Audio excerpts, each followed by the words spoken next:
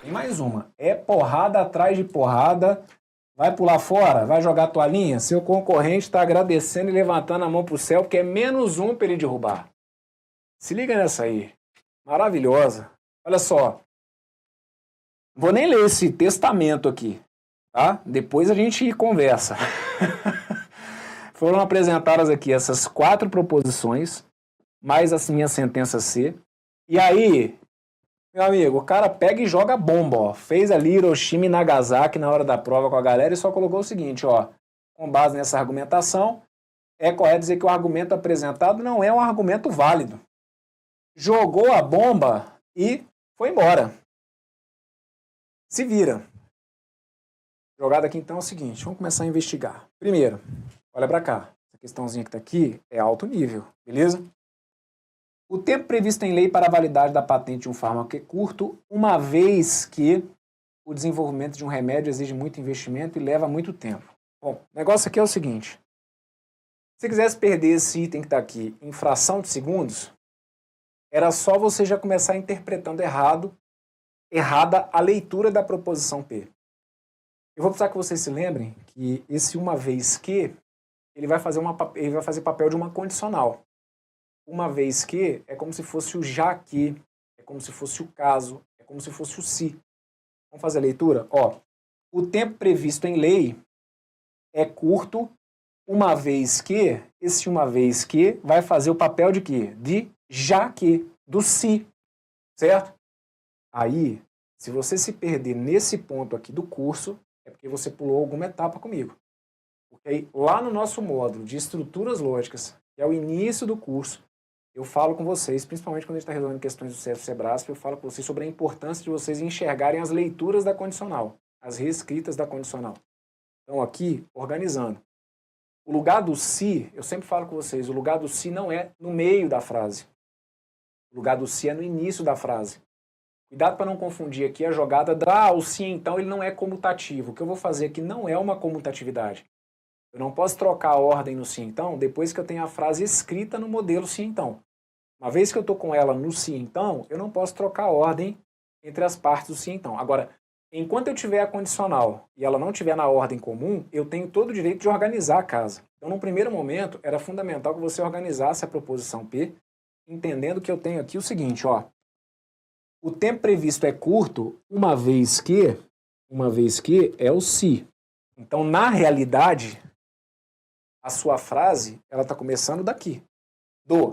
Se o desenvolvimento de um remédio, porque, ó, se aqui você não percebeu isso, já tá, meu amigo, já errou a questão e ninguém tá ali para te avisar, né? Mas, infelizmente, é tempo perdido. Então, fica ligado no estilão do CESP-Sebrasp. A questão foi aplicada já tem um tempinho, mas está totalmente dentro aí do que a gente pode esperar nas provas mais recentes da banca. Então, se liga.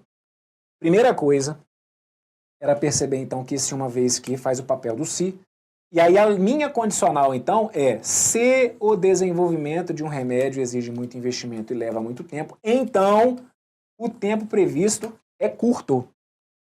A jogada aqui, então, é o seguinte, para poder facilitar, eu já defini para vocês aqui, olha, o desenvolvimento de um remédio exige muito investimento, chamei de A. Então tá aqui, olha, o desenvolvimento de um remédio exige muito investimento, minha sentença A. E leva muito tempo. O que leva muito tempo? O desenvolvimento de um remédio leva muito tempo, que eu chamei de B. Então fica assim, olha, A e B, então o tempo previsto é curto. O tempo previsto em lei para validade da patente de um fármaco é curto, então ó, o tempo previsto lá para patente de um fármaco é curto foi o que eu chamei de C. Então, simbolicamente, mesmo que você tenha usado letras diferentes, o que não pode mudar na sua compreensão da proposição P? Eu tenho uma condicional, antecedente tem um E e consequente tem uma proposição simples. Você pode até ter enxergado a condicional. Agora, se você simbolizou aquilo ali como algo do tipo, eu coloquei P, então, e aí o meu E estava depois da setinha. Aí tá errado, é isso que você não pode fazer. Primeiro, você tem que organizar a leitura trazendo o se para o início da frase, tá bom? A mesma coisa ia acontecer aqui na sentença aqui. O tempo previsto em lei para a validade da patente de um software é longo. Já que... Cara, aqui tava com a macaca, velho, ó. Esse já que é o se de novo, Tá ligado do que ele tá te cobrando aqui, ó? Tem um monte de conhecimento aqui dentro desse exercício, ó. Então o se tá de novo ali no meio da frase. Então o meu se tá começando daqui, ó. O desenvolvimento de um software não exige muito investimento. O desenvolvimento de um software exige muito investimento, eu chamei de D. Quando eu digo que ele não exige muito investimento, é como se fosse o quê, ó? É como se fosse a não D. Então fica não D ou não leva muito tempo. O que que não leva muito tempo? O desenvolvimento de um software. Porque aí você tem que tomar cuidado aqui, que tem hora que ele fala de software, tem hora que ele fala da patente do fármaco, então cuidado para não misturar as coisas. O desenvolvimento de um software não leva muito tempo. Eu coloquei aqui, ó, o desenvolvimento de um software leva muito tempo, foi a E. Não leva muito tempo, foi a não é. Então ia ficar assim, olha. Não D ou não é, então o tempo previsto em lei para a validade da patente de um software é longo. O tempo previsto em lei para a validade da patente de um software é longo. Foi a minha sentença aqui, eu chamei de F. Então tá aqui, olha, a minha segunda premissa ficaria assim, tá bom? O que você tem que tomar cuidado, então, aqui na minha sentença aqui? Assim como na sentença P, num primeiro momento, eu teria que enxergar a condicional e perceber que o examinador trouxe a condicional com o se lá para o meio da frase. Eu sempre falo com vocês, o lugar do se não é no meio da frase, é no início. Então, antes de qualquer coisa, você, por conta própria, organizar a casa, ok? A R, a partir da R, o cara aqui, né, começou a se reencontrar com o coração um pouquinho mais aberto. Porque aqui já poderia ter tirado um monte de gente da brincadeira, aqui ele resolveu fazer o feijãozinho com arroz. Traz ali o sim, então, e aí coloca. Se o tempo previsto em lei para a validade da patente de um fármaco é curto, então, ó, fármaco curto. Fármaco é curto, foi essa minha sentença C, ok? Então fica aqui, ó. Se C, então, a lei de patentes não atende ao fim público a que se destina. A lei de patentes atende ao fim público a que se destina, foi a minha G. Dizer que não atende seria a não G, ok? S. Se o tempo previsto em lei para a validade da patente de um software é longo, software que é longo, cadê ela? Software que é longo, é a minha sentença F. Então ficaria assim, olha, se F, então a lei de patentes não atende ao fim público a que se destina. A lei de patentes não atende ao fim público a que se destina, seria a minha negação de G. Fechado? Então tá aqui, ó. Negação de G. Muito bem. Aí, no final, porque aí aqui, ó, ainda tem mais. Olha essa condicional do fim. Se o desenvolvimento de um remédio exige muito investimento. O desenvolvimento de um remédio exige muito investimento, tá aqui, ó, minha sentença A. Então, aí vejam. Ou o desenvolvimento de um software não leva muito tempo. Ah, não, desculpa, aqui esse ou é o que tá antes, né? E essa última condicional aqui não tem nenhuma pegadinha, não. Já tô viajando. Eu tô caçando problema onde não tem. Brunão. Já tá dando problema com o que tem. Não inventa mais um, não. Então essa aqui não tem maiores problemas. Ó, eu tenho aqui a condicional e aí tá lá. O desenvolvimento de um remédio exige muito investimento, foi a minha sentença A. Ou o desenvolvimento de um software não leva muito tempo. O desenvolvimento de um software leva muito tempo, é o que eu tinha chamado de E. Não leva muito tempo, foi a negação de E. Então, a lei de patentes não atende ao fim público a que se destina. A lei de patentes não atende ao fim público, seria a negação de G. Ok? Aqui. Pronto. Então, aqui, o que eu fiz? Por enquanto, eu estava ali escavando o exercício. Né? Estava garimpando aqui as proposições. O questionamento do tipo, não, mas você acha que é realmente necessário simbolizar? Velho, numa prova do Sebrasp, eu falo assim, você tem que estar ligado até na formatação da prova. Vai baixar a prova original. Letrinha desse tamanhozinho. Prova do Sebrasp, você não pode ficar usando lápis, tem que ser caneta o tempo inteiro. Então aqui, na boa, acho que a simbologia é o menos pior, certo? Agora, eu não tenho como medir aí, né? Eu não tenho como definir a forma como você vai resolver. Agora, um enunciado muitíssimo bem elaborado como esse, vocês estão vendo que com a simbologia já vai dar trabalho. Não simbolizando era um risco constante. Você vai ficar ali no texto com aquela condicional que você tinha que organizar. Cara, é questão de conhecer aí o perfilzão da banca. Tá? Eu acho, honestamente, que a simbologia aqui ela acaba sendo muitíssimo importante. Então o negócio aqui é o seguinte. Vejam. Ficamos com A e B, então C. Vou só ver se eu simbolizei aqui tudo bonitinho. Ó. A e B, então C. Segunda, não deu, não é, então F. Perfeita. Terceira, se C, então não G. Exatamente do jeito que eu trouxe para vocês aqui. Quarta, se F, então não G. Beleza. E a última, A ou não é, então não G. Tá aqui. Pronto. Agora, vamos começar a brincadeira. A gente saiu do abaixo de zero. Agora a gente vai resolver o exercício. Cara, aqui não aliviou. Não, uma questão dessa é uma dessa que faz a diferença. É uma dessa que eu rezo para cair na sua prova. Bruno, não, você fica me desejando mal. Não, não, é isso aqui que te coloca para cima. Tá bom? Vamos lá.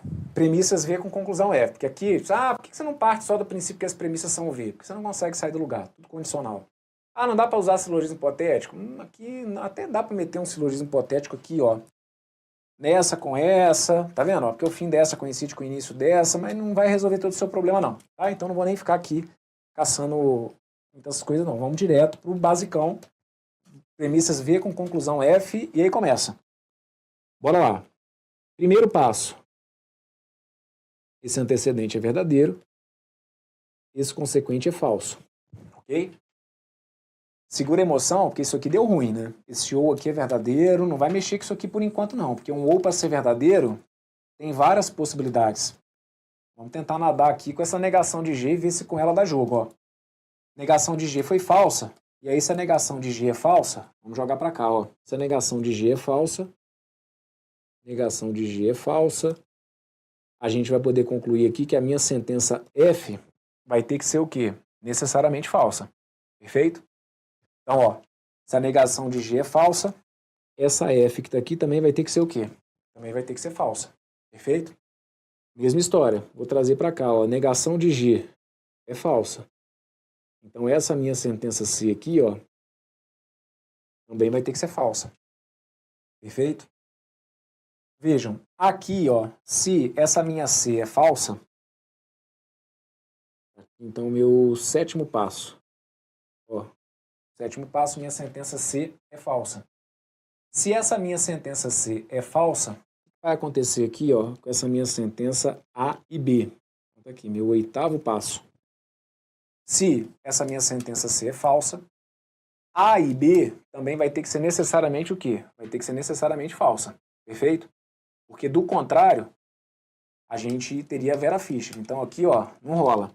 Meu oitavo passo, falso, só que aí eu não consegui concluir muita coisa aqui por enquanto. Aqui, só para poder colocar uma ordem, deixa eu fazer o seguinte, ó. Não tá errado aquilo não, tá? Mas deixa eu só trazer para cá, porque aí talvez isso aqui já me ajude, ó. E aí, como aqui a gente tem a sentença F, a minha sentença F, eu vou colocar esse aqui como se fosse o meu sétimo passo. Aqui, ó. Minha sentença F aqui foi falsa, então trouxe ela para cá. Sempre que você chamar uma proposição de F, eu particularmente nem curto muito, mas vez ou outra que acaba acontecendo, né? Sempre que você chamar uma sentença de F, cuidado para não confundir o F do V ou F, né? Então acabei concluindo que a proposição que eu chamei de F foi também F, foi falsa. Esse aqui então foi o meu sétimo passo. E aí, temos aqui, ó, meu oitavo passo. Essa aqui é a minha sentença não deu, não é, que tem que ser também falsa. Só que como aqui tem um conectivo ou, para ser falso, exige que as duas partes sejam falsas. Então aqui, ó, a negação de D tem que ser falsa e a negação de E teria que ser falsa. Fechado? Depois, essa minha sentença C, vamos trazer a informação aqui, olha. Vai ser o meu nono passo. A sentença C aqui embaixo eu tinha visto que era falsa. Então a minha sentença C aqui também tinha que ser falsa. Daí, a gente vai chegar aqui à conclusão de que o meu décimo passo, ó, teria que concluir que A e B tem que ser falsa. Aí vamos mexer. Olha para cá. Tá vendo essa não é aqui embaixo? Essa não é aqui embaixo foi falsa. Então eu vou trazer isso aqui para baixo, ó, porque chegou num ponto que vocês estão percebendo, só para vocês entenderem o que eu estou colocando aqui, ó. Esse E é falso. Pô, isso aqui não me dá certeza, certo? Eu não sei qual que é a situação em que aquele A e B vai ser falsa. Então eu estou tentando ir descobrindo o valor lógico de cada uma das proposições simples integrantes. Aqui, nesse momento, eu tinha visto que a não é tinha que ser falsa. Então eu trouxe isso para cá, ó. A não é tinha que ser falsa. Como aqui eu tinha um conectivo ou, repara, Lembra que aqui embaixo a gente tinha ficado na dúvida, justamente porque era um ou que tinha que ser verdadeiro e ia ter 3 possibilidades? Agora já melhorou um pouquinho. E no desenrolar aqui eu vi que a não é tinha que ser falsa. Consequentemente, essa A vai ter que assumir valor lógico que, gente? Vai ter que assumir valor lógico verdadeiro. E aí eu vou conseguir fechar. Como? Vejam, se essa minha A for verdadeira, vou trazer essa A para cá. E como esse E tinha que ser falso, eu precisaria concluir que a minha proposição B tinha que ser falsa. Um E, para ser falso, exige a presença de pelo menos uma mentira. Então, essa sentença B aqui, ó, essa sentença B teria que assumir valor lógico F. O que acabou de acontecer aqui nessa cena? Bem, então a gente picotou aquele enunciado, descobriu quais eram as proposições simples, percebemos ali a questão da condicional, que era um perigo tanto na primeira quanto na segunda premissa, simbolizamos o argumento, vimos que só com as premissas V não ia adiantar, trabalhamos com a conclusão F, e a partir disso, eu consegui perceber que dá para as premissas ficarem verdadeiras com a conclusão F. E vocês estão percebendo aqui, olha, eu não gerei nenhum tipo de contradição. Se você tomar a sentença A como verdadeira, a B como falsa, a C como falsa, seguindo, né? Você está percebendo aqui que a gente não tem nenhum tipo de contradição. Como eu não tenho nenhum tipo de contradição, e partindo do princípio que as premissas são V e a conclusão é F, o que no fim das contas a gente concluiu? Esse argumento aqui ele é válido ou inválido? É inválido, não tem nenhuma situação absurda aqui, certo? Está tudo fechando bonitinho. Então, se as premissas ficaram V com a conclusão F, é porque esse argumento que está aqui, ó, é um argumento inválido. Tá vendo aí? E aí, eu vou te falar o seguinte, você vai falar assim, porra, mas essa que tá aí, não, essa talvez eu deixasse em branco, né? Porque aí também, outra coisa. Você pode até, e eu sempre falo que o conhecimento sobre o assunto te faz, inclusive, poder tomar esse tipo de decisão. Essa questão que tá aqui, se você for baixar a prova original, essa questão que tá aqui foi de uma sequência que, para esse enunciado, eram, se não me engano, 5 itens.